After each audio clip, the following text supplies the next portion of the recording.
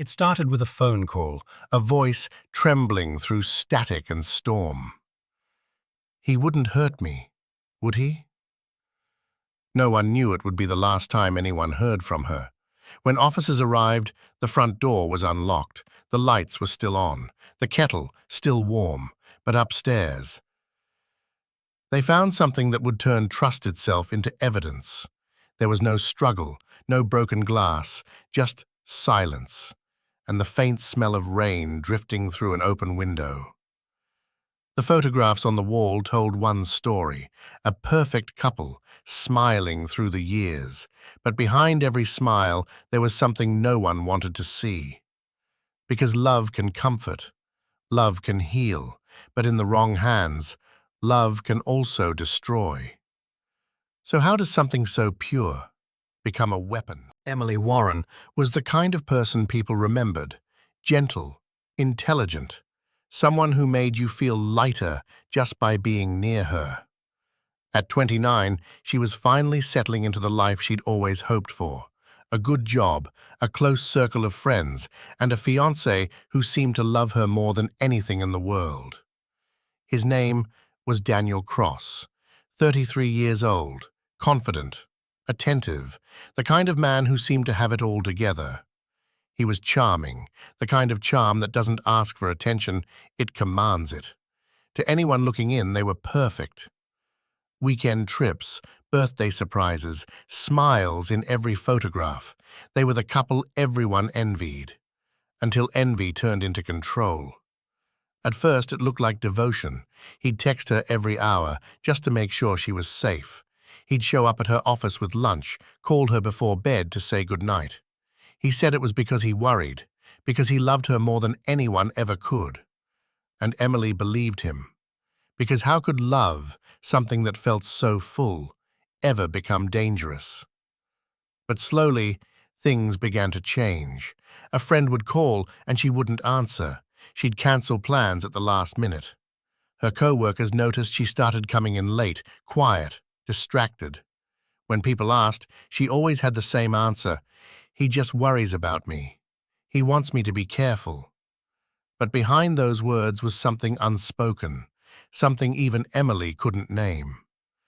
Daniel began deciding who she should see, what she should wear, and when she should go out. What started as concern became routine, and what looked like love began to sound like orders. In recordings later recovered from her phone, his voice was calm, almost tender. "You don't need anyone else but me," he said. "I'm the only one who really cares." That was the moment Emily began to disappear. Not all at once, but piece by piece. By the time her friends realized how far she'd drifted, it was already too late to pull her back. And then, one night, Emily didn't show up for work. Her boss called, her friends texted, no one could reach her. When police contacted Daniel, he sounded calm, almost bored. He told them she'd gone for a drive to clear her head, that she'd be back by morning. But she never came home.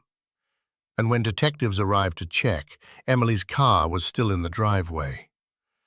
That was when the story of Emily Warren, the woman who trusted too deeply, truly began. When Emily Warren was first reported missing, no one panicked. Not at first.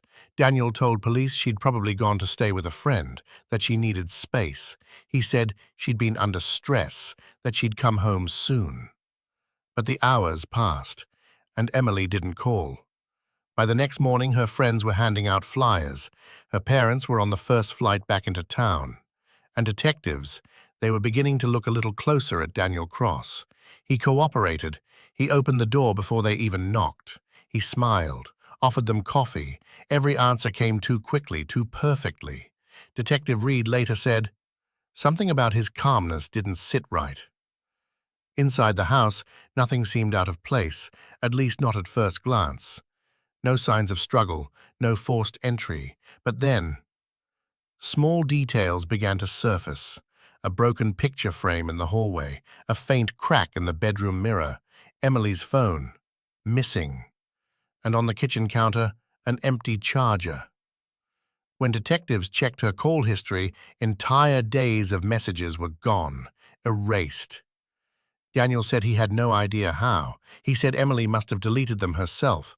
But when the tech team dug deeper, they found fragments of texts she'd sent to a close friend. Messages that never should have disappeared. "He's watching everything I do. I'm scared of what he'll do if I leave." And with that, the story of a missing woman became something else entirely. As the search widened, so did the contradictions. Neighbors told police they saw Daniel's car leaving the driveway around midnight, hours after he claimed to have gone to bed. When detectives asked him again, his story didn't change. He smiled, said they must have been mistaken. Every new lead raised more questions. Every answer felt rehearsed. Police retraced Emily's final steps: a grocery store camera, a gas station receipt, a security video of her car pulling into the driveway that night, and never leaving again. There was no sign of her anywhere, not in hospitals, not in shelters, not on the road. It was as if Emily Warren had simply vanished. Behind the scenes, the investigation turned digital. Detectives pulled Daniel's phone records, his emails, his GPS data. What they found painted a picture far more disturbing than anyone expected.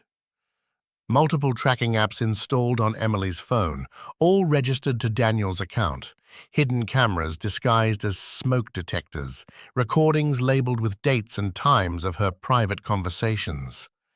Detective Reed later said, "He wanted to know everything, where she went, who she talked to, what she was thinking."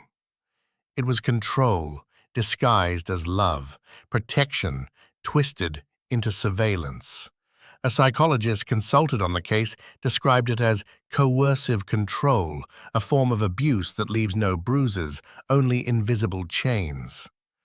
When trust becomes a weapon, the victim doesn't always realize it, until it's too late. Every piece of evidence pointed toward obsession, but obsession isn't proof of a crime. Not yet. Then, a breakthrough.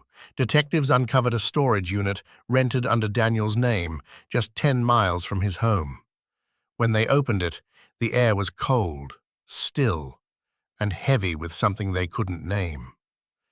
Inside was a suitcase, a set of women's clothing, a small box of photographs, and a journal. Forensics later confirmed the blood traces on the suitcase matched Emily's DNA. But the journal, that was what stopped everyone cold, because when investigators opened it, they realized something strange. The handwriting inside wasn't Emily's, it was Daniel's, and what he wrote would change everything. The story of Emily Warren had captured headlines for weeks. A young woman gone without a trace, a devoted fiancé who insisted he had nothing to hide. And then came the interview. Daniel Cross sat beneath the bright studio lights, hands folded, eyes red. He spoke softly about Emily's struggles, her stress, her fragile state of mind. She wasn't herself, he said. She talked about leaving, about ending things. I tried to help her. It was the kind of performance that divided everyone watching. Some saw a grieving man, others saw an act. But behind the cameras, detectives were already holding something that would unravel it all, the results of a forensic test from the journal found in his storage unit. Every curve, every line, every word matched Daniel's handwriting. The so-called entries written in Emily's voice weren't hers at all. They were his. Inside that journal, he had written page after page, pretending to be her. "I feel lost. I don't deserve him. If you're reading this, I'm sorry for being too much." Each sentence designed to sound like despair, a trail of false grief leading to a fabricated ending. But it wasn't grief that drove those words, it was control. He didn't just want to take her life, he wanted to author it, to decide how the world would remember her, to make sure even her final words belonged to him. Detective Reed would later say, it wasn't enough for him to silence her. He needed to control her story too. The journal was no confession. It was a script, a performance meant to clear his name. And it almost worked. Almost. 2 weeks later, police received a tip about a remote property Daniel had rented the year before, a cabin he once called their escape. When officers arrived, the woods were silent, the ground still damp from rain. Behind the cabin, beneath a patch of freshly disturbed earth, they found her. Emily Warren, the woman who had trusted too deeply, believed too fully. The search was over, but for those who loved her, the silence that followed was almost unbearable. Her parents collapsed as the news reached them. Detectives stood in the rain, no one speaking, no victory, only the hollow relief of answers too late to matter. In the end, it wasn't anger that killed her. It wasn't jealousy or rage. It was trust, weaponized. And the man she believed would protect her had become the reason she needed protection most. The courtroom was silent as the verdict approached. For months, the trial of Daniel Cross had gripped the nation. A man once seen as the perfect fiancé, now standing accused of the unthinkable. His defense claimed he'd suffered a breakdown, that he never meant to kill her, that love and fear had somehow blurred into tragedy. But the prosecution painted a different picture. They showed months of text messages, GPS tracking, hidden cameras, a portrait not of madness, but of control. They spoke of a man who isolated, monitored, and manipulated the woman who trusted him most. When the verdict was read, there was no celebration, only tears, and the quiet, heavy sound of justice finally catching up. Daniel Cross was found guilty of second-degree murder. He lowered his head. Emily's parents held each other and wept. And for the first time, the courtroom felt like it could breathe again. In the months that followed, Emily's parents refused to let her name fade into tragedy. They started a foundation, a lifeline for victims of emotional and psychological abuse. Workshops, shelters, phone lines, each one built on the belief that love should never have to hurt to feel real. News outlets called it the Warren Trust Project. Survivors reached out from across the country, sharing stories they'd never dared to tell.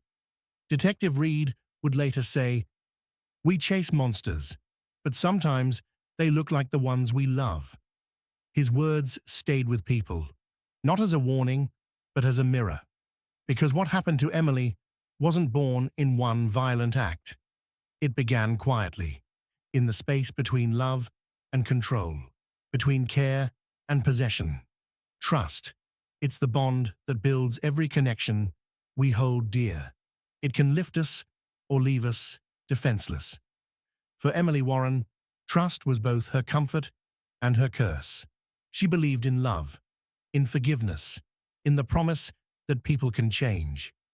But sometimes, the danger doesn't come from strangers.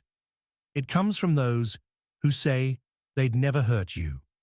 When trust becomes a weapon, there are no bruises to see, no alarms to sound, only silence, until it's too late.